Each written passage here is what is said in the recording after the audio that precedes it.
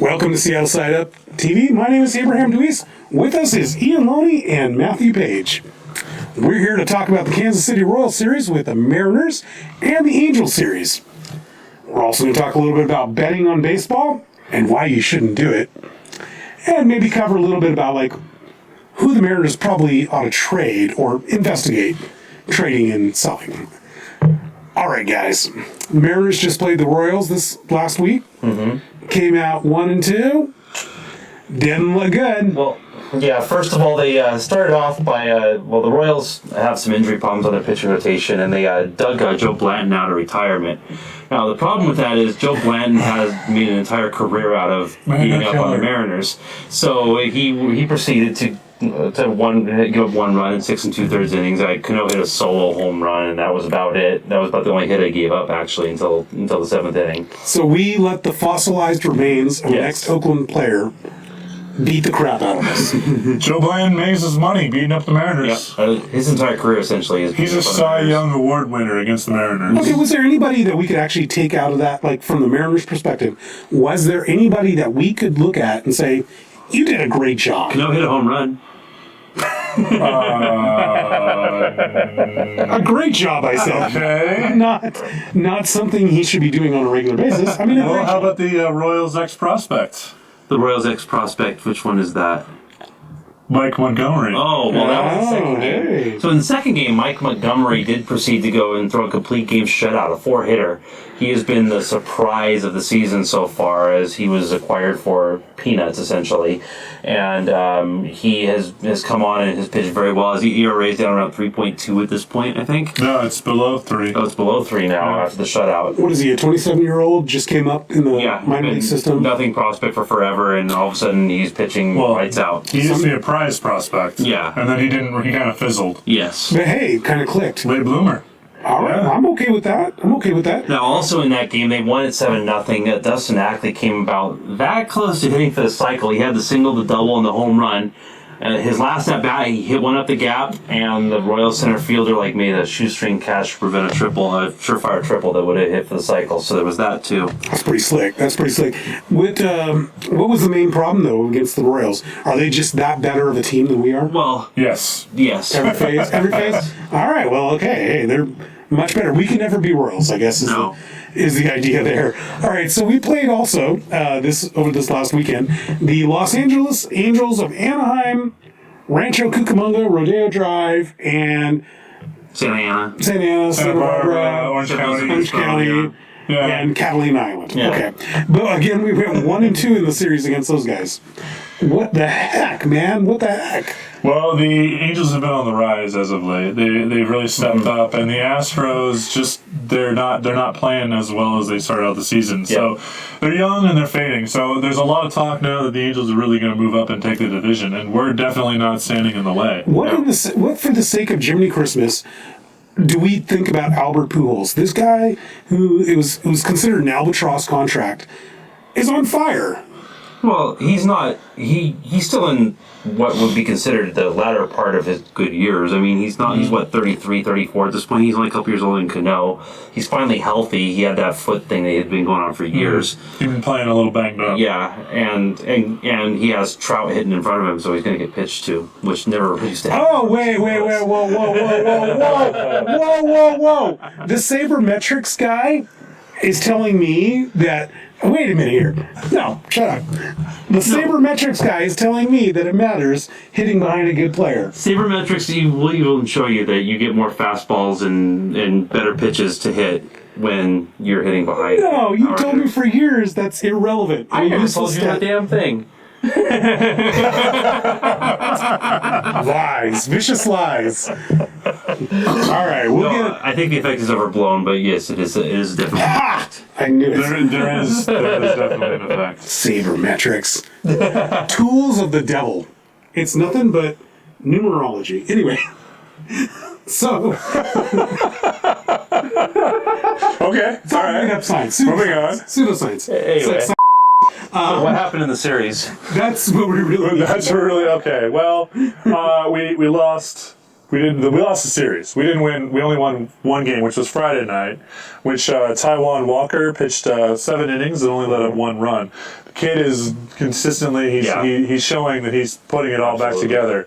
I'm very impressed. I'm gonna have to name him my man of the series. The SSU player of the series. Okay, but holistically, we're taking a look at a situation where if we just keep losing series after series after series, we're in 4th place. Yes. We're not going to ever. We're not going to stay in 4th place very long if we keep losing series after series. True. Very true. That's true.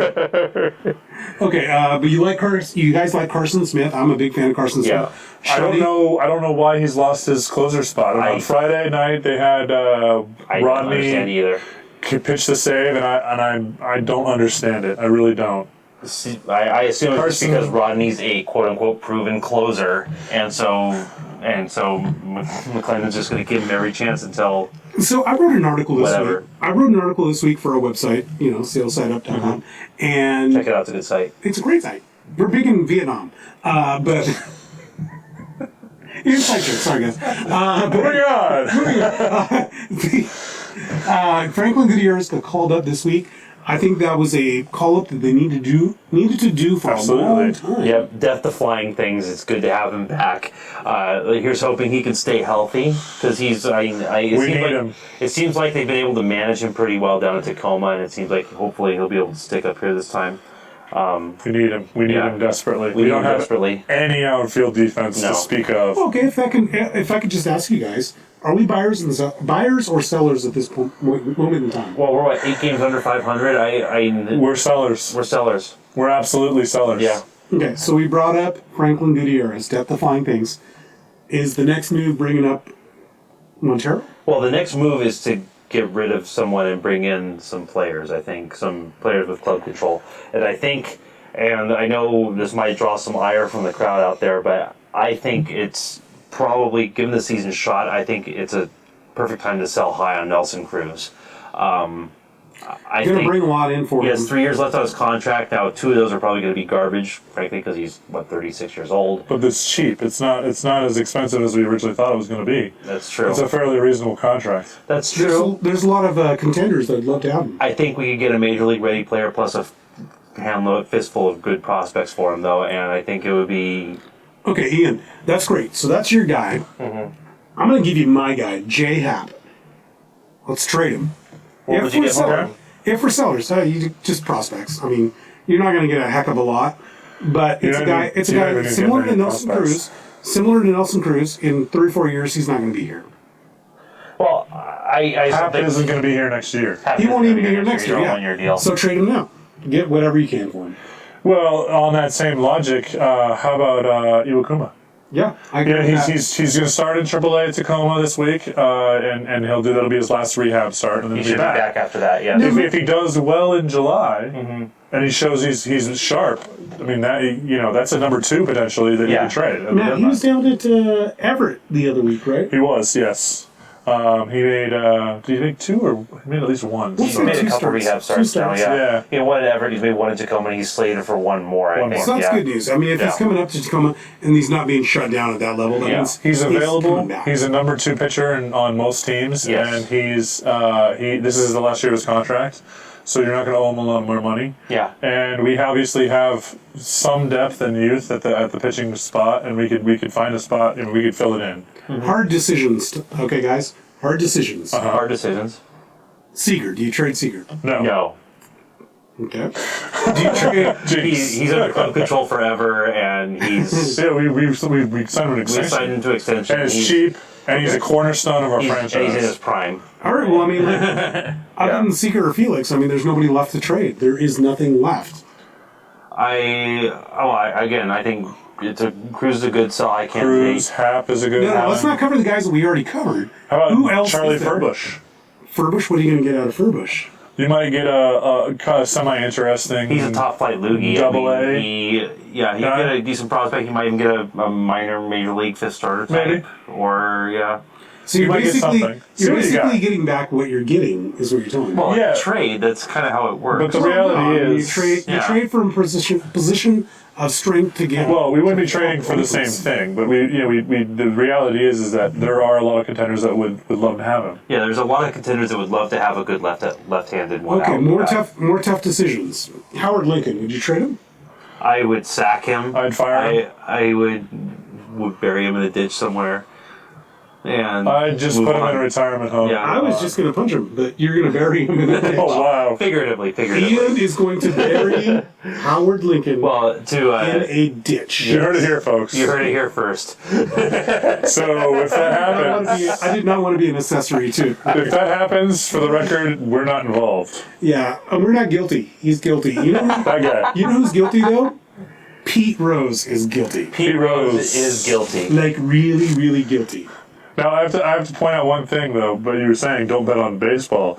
Really, it's don't get caught being bet on baseball. That's really what it is. Is that the lesson learned? Yeah, don't get caught doing it. Well, okay. So Pete Rose, for those who don't know, more evidence came up that he bet during his stay with the Reds as a manager, player coach. He was a player coach, right? Yeah. Yeah, he's a player coach, and he bet on his team. Absolute no-no. I have changed my mind, guys. I've changed my mind. That guy should never be in the Hall of Fame. Really? Screw him. Screw you, Pete Rose. It comes back to the shoeless Joe Jackson, Yeah. the Black Sox. They did the same thing. Just don't do it. It's I think Shoeless Joe Jackson got a bad rap too because he wasn't one of the instigators. he was of the actually Black never Sox. found. Well, he was you- never found guilty. Yeah. You can never prove that he threw that through the series. He hit 400 in the series. Yeah, but the reality is that whole team got Yeah. blacked. But if you bet and you're in any way like affecting these betting lines, because you can do that. You can do that by like for Pete Rose, you can keep stealing bases and running up the score even though you got the game in hand. So you're okay. I bet on my team, but you're still affecting the integrity of the game. Definitely. I don't think. I mean, maybe posthumously, I think put him in the Hall of Fame. I mean, the guy's the all-time hits champion. So what? I mean, Barry Bonds is the all-time home run champion. Ty Cobb's record was unbreakable, and he did it just through sheer tenacity. The guy was a ferocious baseball player. He was unbelievable. Hank Aaron's home run record was unbreakable, and Barry Bonds did it. Well, Barry Bonds did it with Lousy chemical cheater. enhancements. And so what? I mean, they're both cheating, and horrible cheating. Not like adorable cheating, but like horrible cheating. Pete Rose's cheating had nothing to do with his performance on the field. It affected the scores of games. It affected people's enjoyment of the games. I don't know about that. Well, you don't enjoy National League, or you do like National I League. love National League Yeah, baseball. well, okay. I do like National League baseball as well. I hate a little National more League fun. baseball. DHs are awesome. National League baseball pitchers don't Now, need to hit. now that being said, DHs should be allowed in the Hall of Fame. Absolutely. Yeah. Well, there's that too. But because they haven't been, they're part of the rule of the game. So there should never be. Oh, well, he only played DH, so he shouldn't be in the Hall of Fame. AKA Edgar. Well, yeah, that's like saying a relief pitcher shouldn't be in the Hall of Fame. There's Relief already some pitchers in there. are in the Hall of Fame. There's lots of- Eckersley, yeah, exactly. Trevor Hoffman will go in there. Mariano Rivera will go in there. I can't believe I'm so angry about like Pete Rose right now. How did we get to the point where I'm just like, oh, Pete Rose, you ruined my Sunday. I think Pete Rose did some bad things with the gambling. I don't think that it actually. I mean, he's the only guy with 4,000 hits at the end of the day. cares? I mean, Ichiro has 4,000 hits.